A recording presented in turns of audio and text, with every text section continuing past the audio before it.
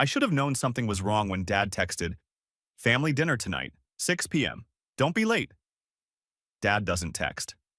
He calls, preferably during work hours when he knows I can't answer, then leaves voicemails that sound like hostage negotiations. But a text with punctuation? That was new.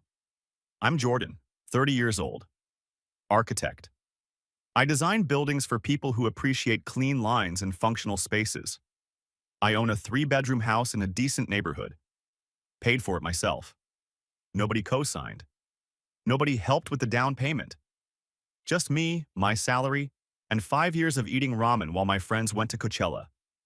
The house is my sanctuary. My achievement. My proof that being the family afterthought can actually work in your favor if you channel the neglect into productivity and spite. So when I walked into Marconi's, the Italian place where family announcements happen, I knew I was walking into something. Mom was already crying. That's how I knew it was bad. Dad had his "I've made a decision" face.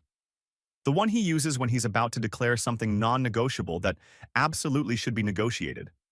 My brother Kevin was there with his wife Amanda and their 2 kids.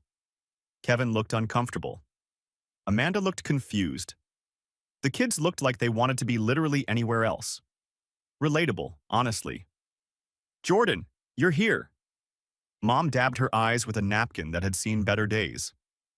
"Got the text. What's the emergency?" I sat down across from Kevin. He wouldn't make eye contact. Interesting. "No emergency," Dad said, in a tone that meant definitely an emergency. "Just family business." Family business. The phrase that preceded every terrible decision my family had ever made, including but not limited to lending Kevin $5,000 for a business opportunity that turned out to be a timeshare presentation, buying a boat none of us wanted, and that one Thanksgiving we all got food poisoning because Mom insisted on deep frying a turkey in the garage. "Okay, what family business?" Dad folded his hands. Power pose. Attorney pose. The "I'm about to tell you something you won't like and I'm framing it as good news" pose. Kevin and Amanda are going through a rough patch financially. I waited. They're being evicted from their apartment. I looked at Kevin. He was studying his bread plate like it held the secrets of the universe. "Sorry to hear that," I said. Meant it, actually. Eviction sucks. "So," Dad continued, "your mother and I have been discussing solutions." Red flag. When parents discuss solutions, it means they've already decided and you're about to become part of the plan without your consent. "And we've decided," Dad said, smiling like he'd just solved world hunger, "that Kevin's family will move in with you." I blinked. Looked at Mom. She was nodding enthusiastically. Looked at Kevin. He was still avoiding eye contact. Looked at Amanda. She looked mortified. Looked back at Dad. "I'm sorry, what?" "Your house, 3 bedrooms. You're single. They need space.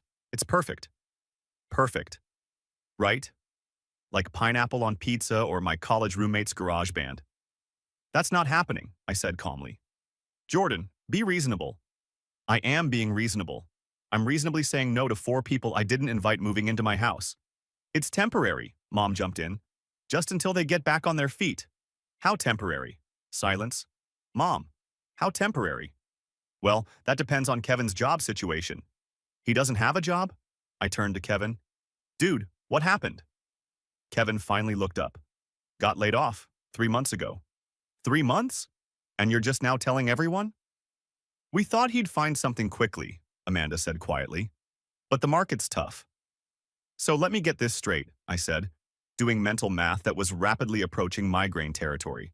"Kevin's been unemployed for 3 months, you're being evicted, and the solution is for all 4 of you to move into my house?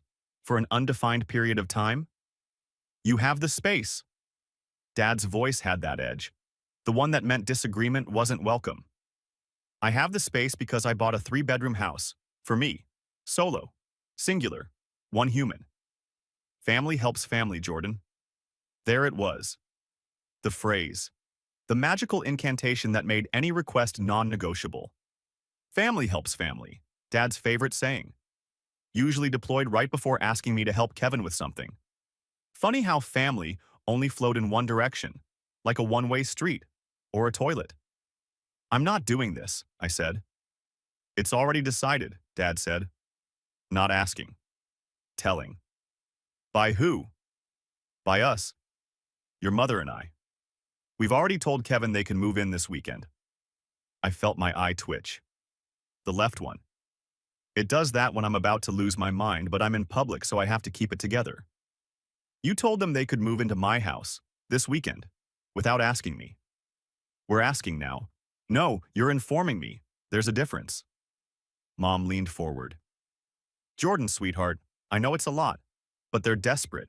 The kids need stability. You're their uncle. Don't you want to help?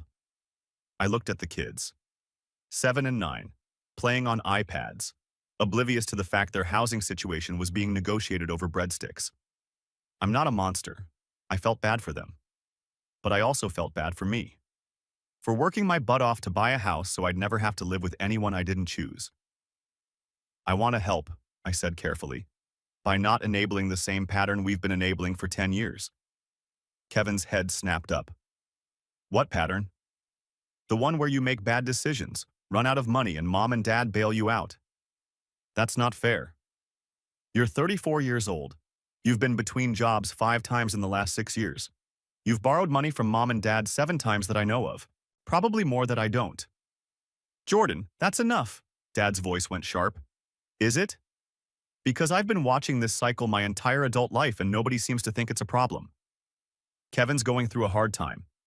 Kevin's always going through a hard time, and the solution is always someone else's money, someone else's space, someone else's problem. Amanda looked like she wanted to disappear into the floor. The kids had stopped playing and were watching now. Great. Family trauma in real time. I understand you're upset, Mom said in her kindergarten teacher voice, but this is what families do. They support each other. You're right, I said, standing up. Mom's face lit up. So you'll do it? No, but you're right that I have extra space. Dad relaxed. Good. We can move them in Saturday. I also have security cameras. The table went quiet. What? Kevin's voice was small. I pulled out my phone. Unlocked it. Opened the app that controlled my home security system. Top-of-the-line cameras, motion sensors, cloud storage, 4K resolution, cost me $1,200 but worth every penny. Jordan, what are you doing? Mom's voice had gone uncertain. Showing you something interesting. I scrolled through the footage archive. Found what I was looking for. Want to see what they caught last month? Jordan, Kevin stood up. Don't what? I looked at him. Really looked. He was pale, sweating, eyes wide, guilty. So incredibly, obviously guilty. Don't show everyone how you broke into my house? Amanda's head whipped toward Kevin. What? Mom gasped. Dad froze. The kids were definitely paying attention now. I turned my phone around, hit play.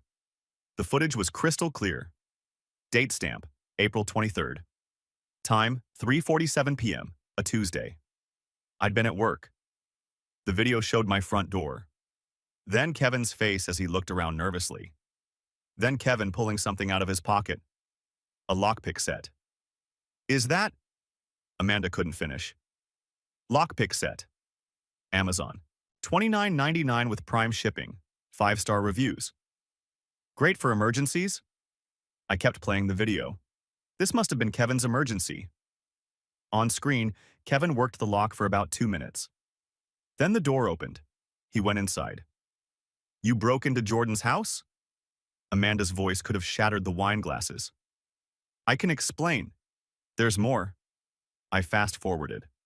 Showed Kevin going straight to my office, opening drawers, taking my laptop, my external hard drives, my camera equipment, all of it. Just taking my stuff. Mom's hand went to her mouth. Dad looked like he'd been slapped. Kevin was standing now, hands up. Jordan, let me explain. Explain burglary, please. I'd love to hear this. I was going to return it. Were you? I swiped to another video. Different day. Different pawn shop. Because this is you. At Mike's Pawn. On April 24th. Selling my camera gear. The video showed Kevin at the counter. Haggling. Actually haggling over the price of stolen property. Amanda stood up. Just stood there. Staring at her husband like he was a stranger. You stole from your brother? And pawned his things? We needed the money. So you robbed him? The kids started crying. Quietly.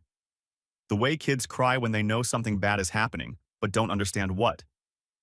Mom was crying too. Loud crying. The kind that made nearby tables look over. Dad's lawyer brain was rebooting. Jordan, this is a family matter. This is $8,000 worth of burglary. I showed him the itemized list I'd made. Laptop, $2,000. Hard drives, $800. Camera equipment, $4,000. Miscellaneous, $1,200. Total, $8,300. $8,000? Amanda looked like she might pass out. Plus emotional damages. And the cost of the security system I had to install because my own brother was robbing me. Kevin sat down hard, head in hands. I'm sorry. I'm so sorry. I needed money for rent, for the kids. I was desperate. So you committed multiple felonies? Multiple? Dad's voice was faint. I swiped through my phone. Want to see the other times? March 15th, took my power tools. February 3rd, I went through my garage. January 7th, stole my mail. I looked at Kevin. I installed the cameras in January, after I noticed things going missing. Took me 3 months to confirm it was you. The table was silent. Like funeral silent. So, I said, pocketing my phone. Still want to tell me what I'm doing with my house? Dad opened his mouth, closed it, opened it again. We need to handle this privately. Do we? Jordan, please. He's your brother. My brother who's been systematically robbing me for months. We'll pay you back? With what money? You just said Kevin's unemployed. Mom grabbed my hand across the table. Please don't involve the police. We can fix this. As a family. I looked at her. At Dad. At Kevin, who looked like he wanted to crawl under the table and die. At Amanda and the kids, who were casualties in a disaster they didn't create. You have 24 hours, I said quietly. Either Kevin turns himself in, or I file charges. Your choice. I grabbed my jacket. Where are you going? Mom asked. Home, to my house, that nobody is moving into, to review my security footage and decide exactly how many felonies to report. I walked out. Got to my car. Sat there for a minute, gripping the steering wheel, trying not to scream. My phone buzzed. Text from Kevin. Kevin. Please don't do this, Kevin. I'm begging you. Kevin, I'll pay you back. Kevin, please. I turned off my phone, drove home, to my 3-bedroom house, where the security cameras were still recording, where my brother had broken in and stolen from me, where my family thought I should just let it go. I unlocked my door, the one Kevin had picked, walked inside, the house he'd violated, made tea, sat on my couch, and waited to see what my family would choose, their golden boy's freedom, or actual consequences. I'd give you one guess which they'd pick, but you'd probably be wrong. Because in 24 hours, I was about to learn exactly how much family helps family really meant. Spoiler alert, it meant a lot less than I thought. And a lot more lawyers than I'd hoped. 24 hours is a long time when you're waiting to see if your family will choose felony charges or family loyalty. I spent it productively. Compiled all the security footage into one neat folder. Organized by date. Labeled by crime. Made a spreadsheet because I'm an architect and we love spreadsheets almost as much as we love right angles. My phone rang 14 times. I answered 0. Texts came in waves. Mom, please reconsider. Think of the children. Dad, we need to discuss this rationally. Kevin, I'll do anything, please. Amanda, I didn't know. I swear I didn't know. That last one I believed. Amanda looked genuinely horrified at dinner. The kind of horror you can't fake unless you're a really good actress, and Amanda worked in dental billing. Not a lot of acting required there. I texted her back. I know, this isn't about you. She responded immediately. I'm taking the kids to my parents. I need time to think. Good for her. The deadline hit at 6 p.m. the next day. Tuesday. I was home, waiting. At 6:01, my doorbell rang. I checked the security camera feed. Dad. Alone. I opened the door. Where's Kevin? Can I come in? Where's Kevin, Dad?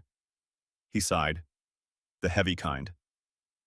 I'm about to disappoint you, but I'm going to make it sound reasonable kind. He's at home, with your mother. So he didn't turn himself in? Jordan, be reasonable. I was reasonable. I gave him 24 hours. Time's up. You can't seriously be doing this. Watch me. I pulled out my phone, started dialing. Wait. Dad grabbed my arm. Just wait, let me talk to you.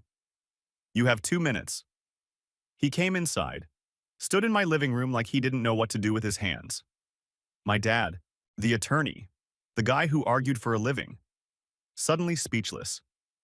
Kevin made a mistake, he finally said. Multiple mistakes, plural, over 4 months. He was desperate. So he committed burglary. That's not desperation, that's crime. You're going to destroy his life over this? I laughed. Couldn't help it. I'm going to destroy his life? Dad, he destroyed his own life. I'm just documenting it. He has children. He should have thought of that before breaking into my house. Jordan, please. Dad's voice cracked. Actually cracked. He's your brother. He's a thief. He's family. There it was again. The magic word. Family. Like it was a get-out-of-jail-free card. Literally. You know what's funny? I said. When I needed help with my down payment 4 years ago, you said I should stand on my own 2 feet. Remember that? Dad looked uncomfortable. When I asked for a loan to buy my first work truck, you said adults don't borrow from their parents. That was different. How? How is it different? Kevin's struggling. I was struggling. I was 26, broke, trying to start my career. And you told me to figure it out myself. You were always more capable. So I get punished for being competent? Kevin gets rewarded for being a disaster? Silence. Your 2 minutes are up, I said. Leave. Jordan, get out of my house before I call the police for trespassing too. He left. I watched him drive away on my security cameras. Then I made the call. Police non-emergency line, how can I help you? Hi, I'd like to report a burglary. The officer who took my statement was named Rodriguez. Mid-40s. Tired eyes. The look of someone who'd seen everything and was mildly surprised to see something new. So, let me get this straight, she said, reviewing my report. Your brother broke into your house. Multiple times. You have video evidence. And your family wants you to… What? Just forget about it? They wanted me to let him and his family move in, actually. She looked up from her notepad. I'm sorry, what? At dinner, where I showed them the footage, they'd already decided his family would move into my house, without asking me. The house he burglarized. That's the one. She set down her pen. Mr. Morrison, I've been doing this job for 17 years. This is a new level of audacity. My family's very special. Clearly. She pulled up the video files I'd sent. Watched Kevin pick my lock. This is very clear footage. 4K resolution, worth every penny. And he sold the items at Mike's Pawn? Yep. I have that footage too. Plus the receipt they gave me when I bought my own camera gear back. You bought back your stolen property? Seemed easier than waiting for the legal system, no offense. None taken. Smart, actually. She made notes. Total value of stolen property? $8,300. Itemized list is in the file. This is very organized. I'm an architect. We're organized or we're unemployed. She almost smiled. Mr. Morrison, I have to ask, are you sure you want to press charges? This is your brother. It's going to get ugly. Officer Rodriguez, it's already ugly. I'm just making it official. Fair enough. She closed her notepad. We'll investigate. Given the video evidence, this should move pretty quickly. Expect an arrest within the week. Thank you. One more thing. Does your brother know you filed this report? Not yet. You might want to let your family know before we show up. I'll think about it. I didn't think about it. 3 days later, they showed up anyway. I was at work when Kevin texted me a photo. Him, in handcuffs, at our parents' house. Kevin. Happy now? I showed my assistant. My brother just got arrested for robbing me and he's asking if I'm happy about it. She looked at the photo. Are you? I'm something. Not sure happy is the word. Satisfied? Getting warmer. Kevin was charged with burglary, theft, and receiving stolen property. Bail was set at $15,000. Mom called me crying. They arrested him at our house, in front of the neighbors. He committed crimes at my house, in front of my security cameras. How could you do this to us? I didn't do anything to you. I reported a crime. The police did the rest. He's your brother. He's a felon, allegedly, until the trial. She hung up on me. Dad called an hour later. Lawyer voice, professional, cold. We're posting bail. He'll be out by tonight.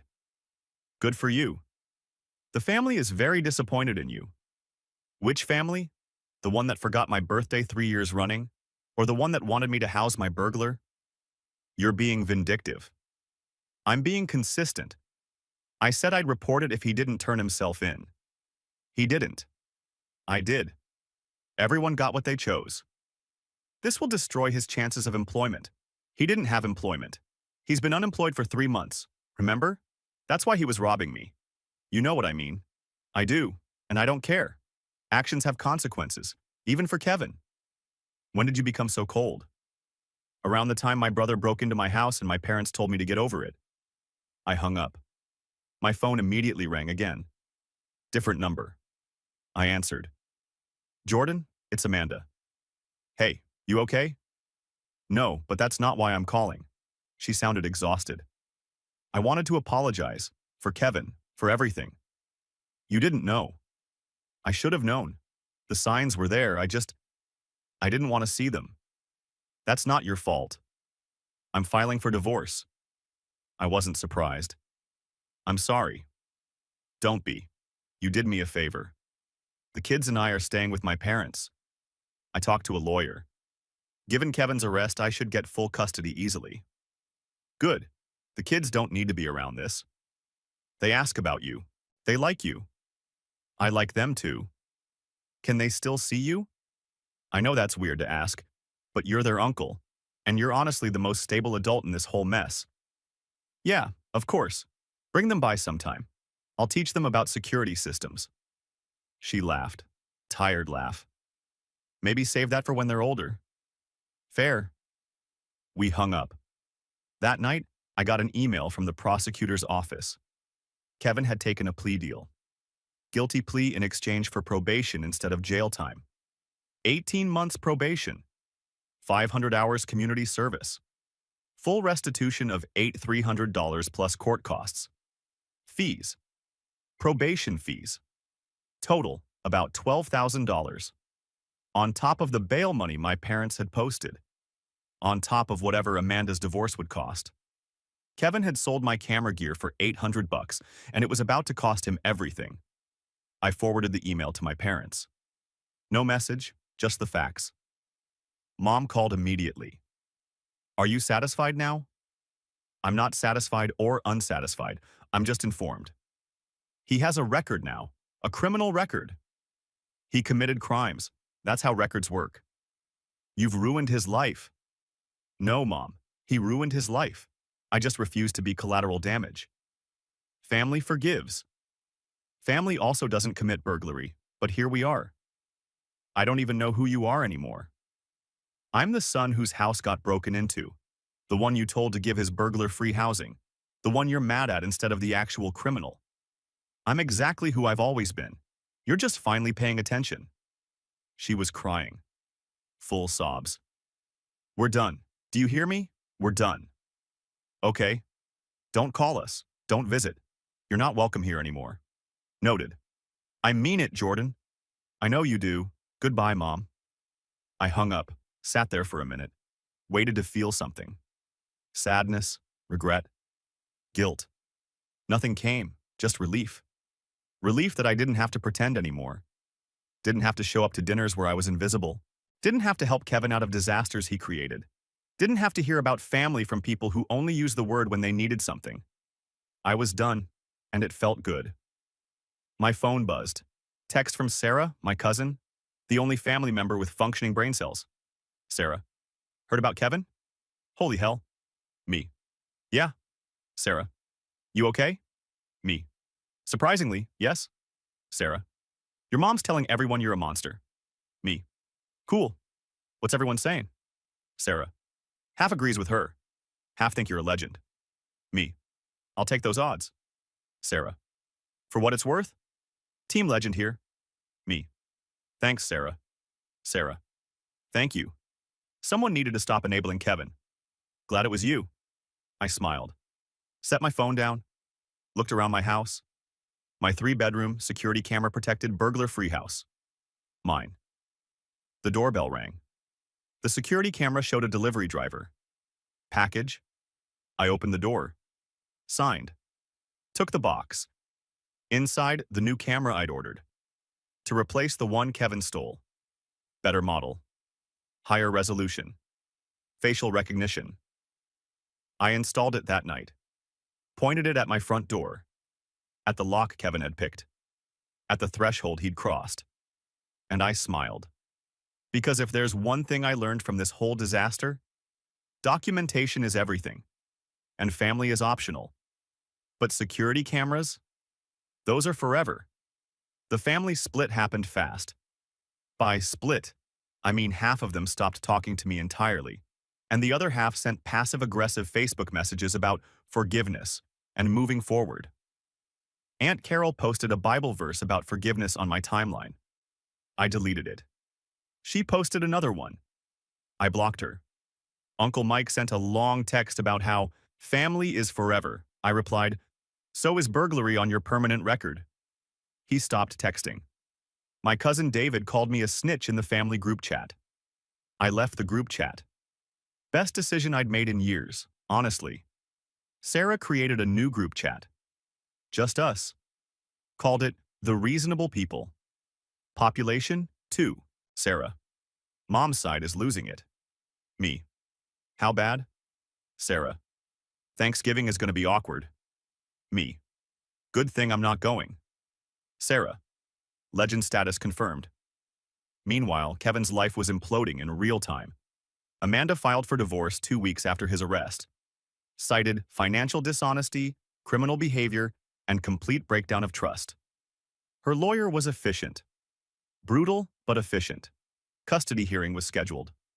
Kevin's lawyer advised him to accept Amanda's terms. She gets primary custody. He gets supervised visitation every other weekend. Kevin apparently didn't take it well. I know because Sarah sent me screenshots of his Facebook posts. They were something. Kevin. When your own family turns on you, you learn who really loves you. Sarah. Is he talking about you or Amanda? Me. Yes. Kevin. Some people value money over relationships. Sad. Me. I valued my laptop over his criminal career. Call me crazy.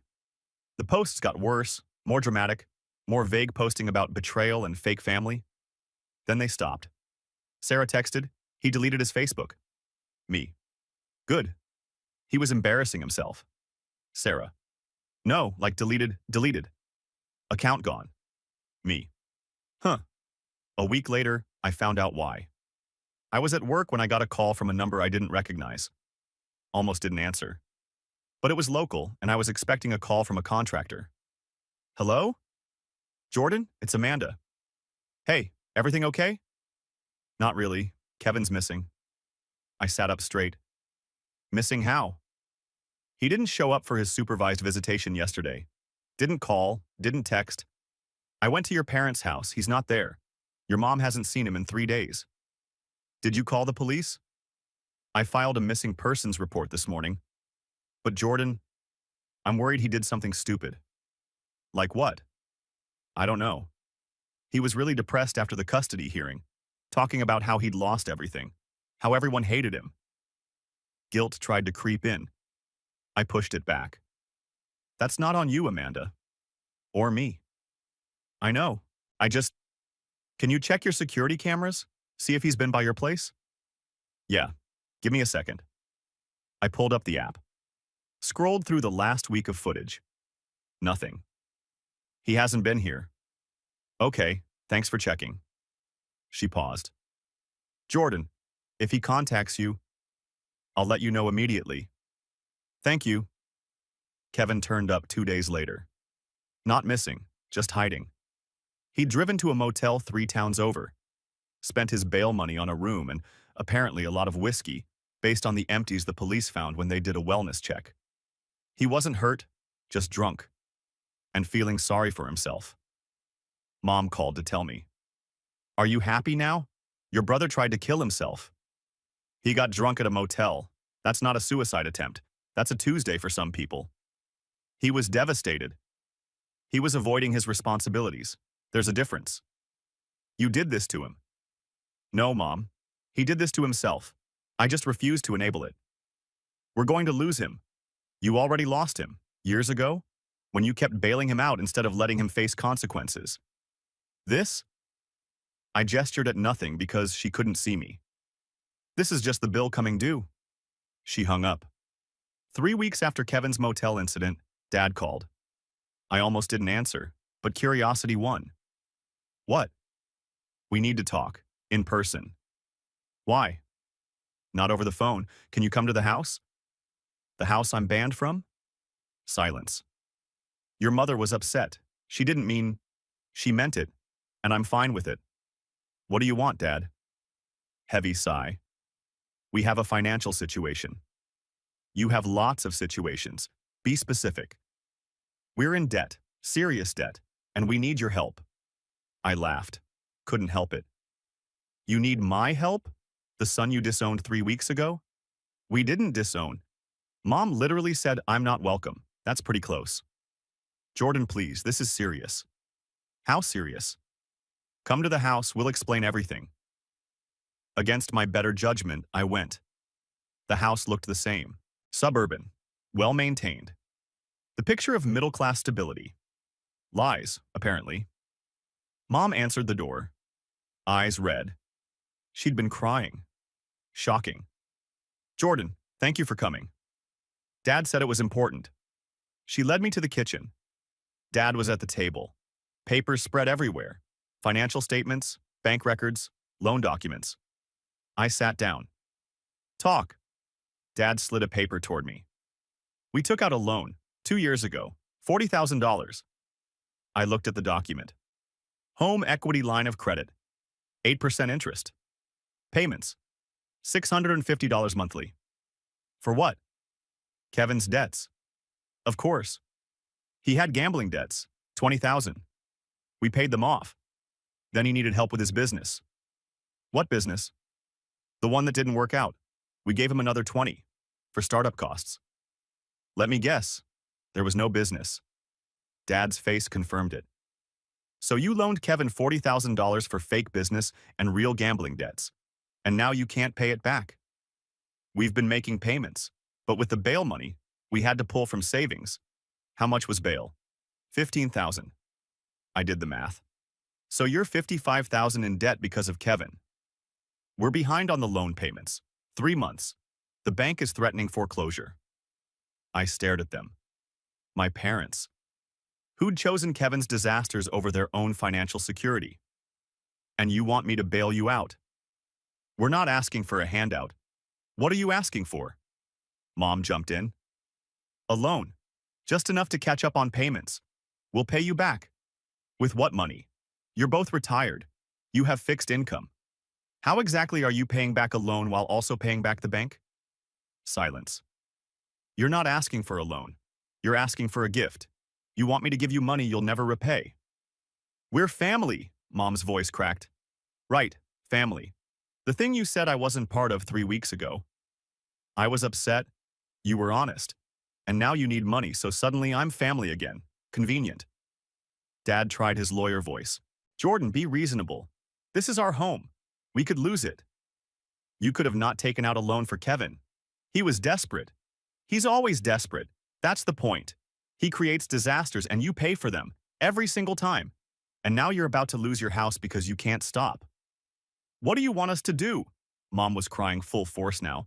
I want you to let him fail. Stop saving him. Stop enabling him.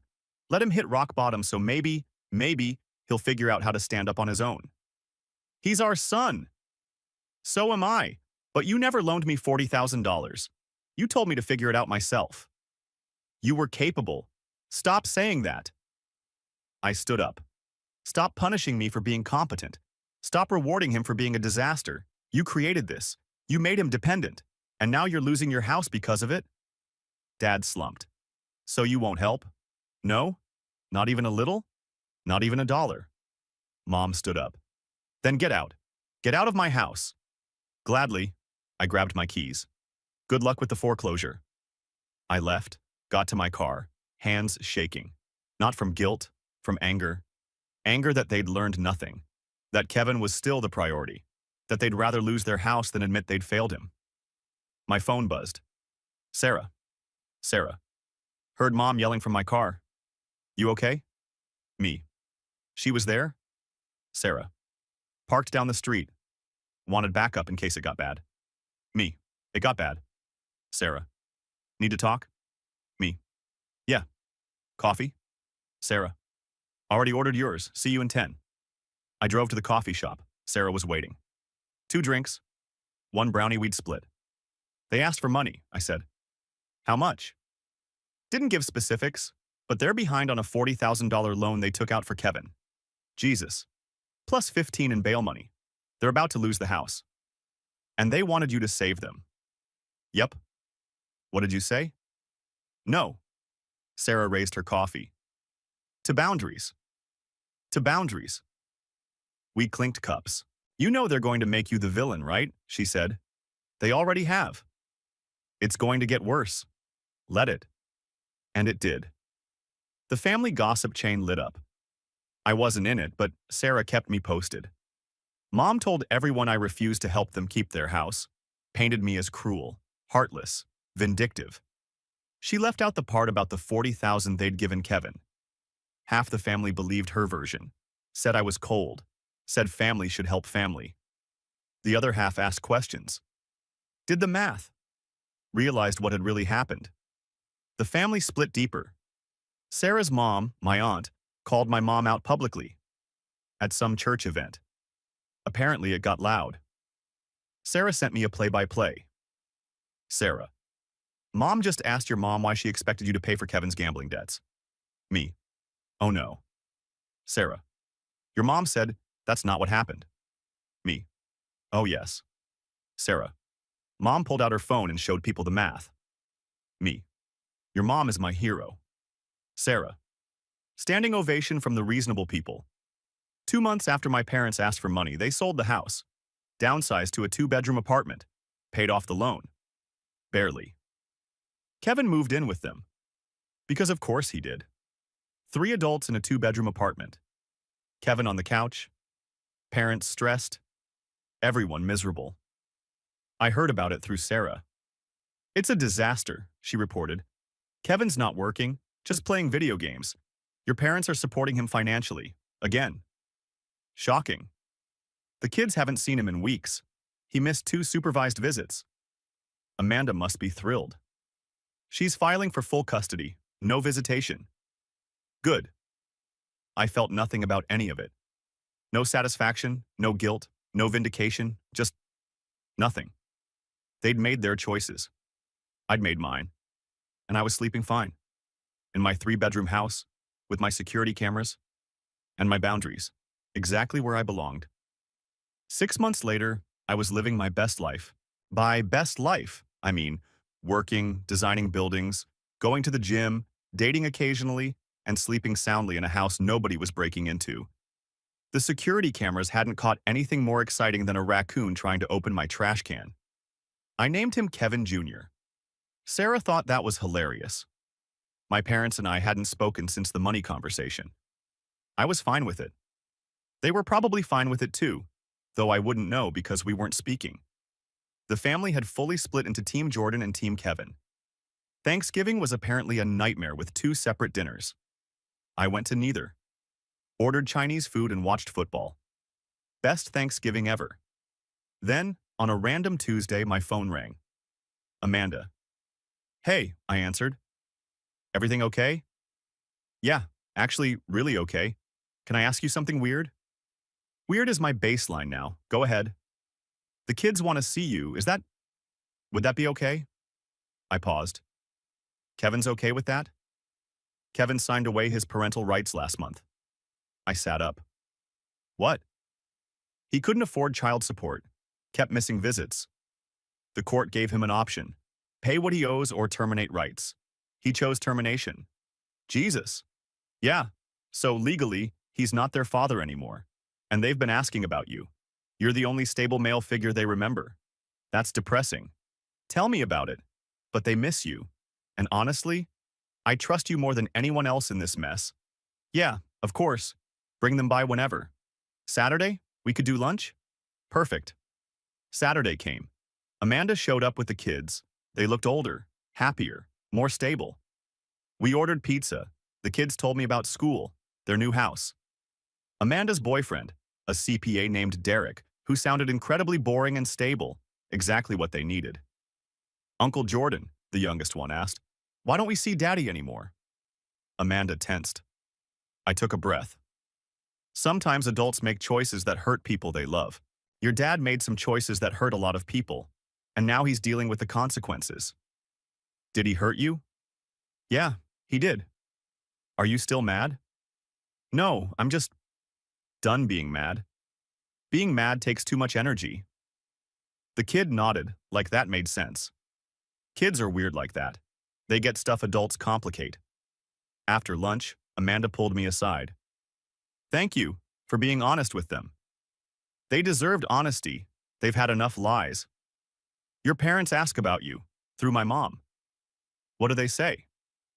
That they miss you, that they were wrong, that they want to apologize. They have my number. I know, I think they're ashamed. Good. Shame is educational. She smiled sadly. You're doing okay, aren't you? Yeah, I really am. I'm glad. You deserve it. After they left, I sat on my porch. Sun setting. Quiet neighborhood. My house. My space. My peace. My phone buzzed. Email notification. Subject. From Dad. I almost deleted it. But curiosity won. Jordan, I'm not asking for forgiveness. I know we're past that. But I wanted you to know that your mother and I are in counseling, financial counseling, and regular counseling. We're learning a lot. Mostly about how badly we failed you. And Kevin. We enabled him until he couldn't function without us. And we ignored you until you didn't need us. You were right. About everything. Kevin's living with us. Not working. Not trying. We told him last week he has 30 days to find a job or he's out. It's the hardest thing we've ever done. The counselor says we're finally setting boundaries. Apparently you've been doing that for years. Smart kid. I don't expect a response. Just wanted you to know we're trying. Finally. Dad, I read it twice. Felt something. Not forgiveness. Not reconciliation. Just acknowledgement that they were finally seeing reality. I didn't respond. A month later, Sarah texted, Kevin moved out. Got a studio apartment and a job at Home Depot. Me. Good for him. Sarah. You're not going to gloat? Me. Why? I'm not invested in his failure or his success anymore. Sarah. Character growth. I'm impressed. Me. I'm tired. There's a difference. 2 months after that, I ran into Mom at the grocery store. We both froze, stared at each other across the produce section like Western gunfighters. She looked older, tired, smaller somehow. Jordan. Mom. Silence. You look good, she said. Thanks. You too. Lie, but polite lie. How's the house? Good, secure. No break-ins lately. She flinched. I deserve that. Yeah. Can we talk? Not now, but sometime? I thought about it. Really thought about it. Maybe, eventually, but not yet. She nodded. That's fair. Mom? Yeah? Is Kevin really working? He is. Home Depot, full time. He hates it, but he's showing up. Good. He asks about you sometimes. Tell him I'm fine, and tell him if he ever comes near my house again, the cameras are still recording. She almost smiled. I will. We parted ways, went to our respective checkouts, separate lives. That night, I updated my security system. Not because I needed to, just because I could. Added 2 more cameras, better night vision, facial recognition software that would alert me if Kevin, or anyone from my family, came within 50 feet of my property. Overkill? Maybe. Satisfying? Absolutely. Sarah came over for dinner, brought wine. We sat on my porch. Your mom told my mom she saw you. Yeah. Produced section ambush. How was it? Weird, civil, brief. You going to reconcile? Eventually, maybe, on my terms, with boundaries so thick you could build a house with them. Speaking of houses, she gestured around. You ever think about selling? Getting something bigger? Nope. This place is perfect. 3 bedrooms for one person? 1 bedroom for me, 1 for an office, 1 for guests who respect boundaries and don't commit felonies. She laughed. So just me. Pretty much. We clinked glasses. To surviving family, she said. To choosing family, I corrected. Even better. A year after the dinner that started it all, I got a card in the mail. From Kevin. I almost threw it away, but I opened it. Inside, a simple note. I'm sorry for everything. I don't expect forgiveness. I don't deserve it. But I wanted you to know I'm trying to be better. One day at a time. The kids are happy. Amanda's happy. That's what matters. I hope you're happy too. You deserve it more than anyone. Kevin. I read it once. Put it in a drawer. Didn't respond. Because here's what I'd learned over the past year. Apologies are nice. Change is better. And I didn't owe anyone access to my peace just because they finally figured out they were wrong. My house stood quiet, secure, protected. The cameras recorded nothing but normal life. Neighbors walking dogs, mail carriers, the occasional delivery, no break-ins, no drama, no family demanding things I didn't want to give. Just me, my space, my boundaries. And every night I'd check the security footage before bed. Not because I was paranoid, but because documentation had saved me once. And I'd learned, the best defense against people who don't respect your boundaries is proof that they cross them. So the cameras stayed. The boundaries stayed. And I stayed exactly where I'd built myself to be. Safe, secure, unbothered. In a 3-bedroom house that was finally completely mine. No sharing required.